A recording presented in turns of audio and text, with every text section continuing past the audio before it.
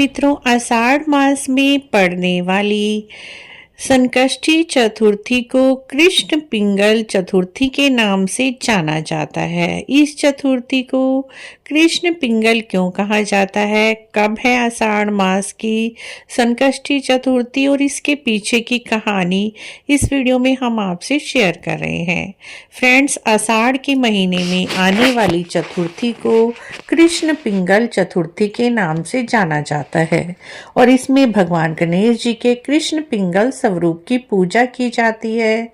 कृष्ण पिंगल का अर्थ है कृष्ण यानी काला, पिंगल यानी भूरा। भगवान गणेश जी का आधा स्वरूप श्याम वर्ण का और आधा भूरे रंग का होता है, इसीलिए इसे कृष्ण पिंगल चतुर्थी के नाम से जाना जाता है। इस दिन आप व्रत करें तो आपकी सभी मनोकामना पूरी होती हैं और कथा सुनना भी बहुत ही शुभ होता है।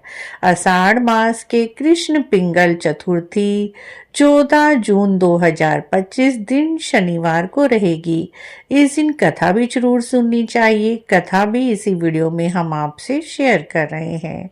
फ्रेंड्स, एक समय की बात है, द्वापर युग में महिषामती नगरी में महिजीत पाल नाम के एक राजा हुए। राजा बड़े ही धार्मिक और बड़े ही दान पुण्य करने वाले थे।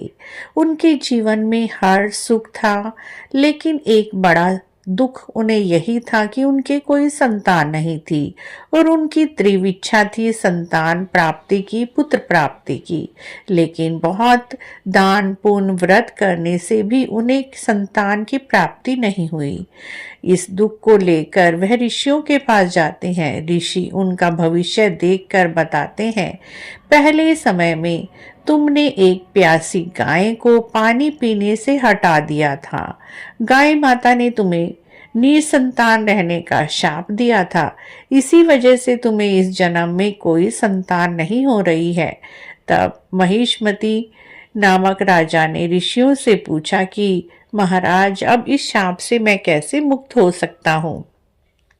तब ऋषियों ने राजा को कहा, आषाढ़ मास की चतुर्थी को कृष्ण पिंगल चतुर्थी के नाम से जाना जाता है।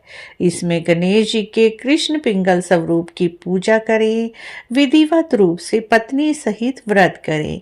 इससे आपको अवश्य ही संतान की प्राप्ति होगी।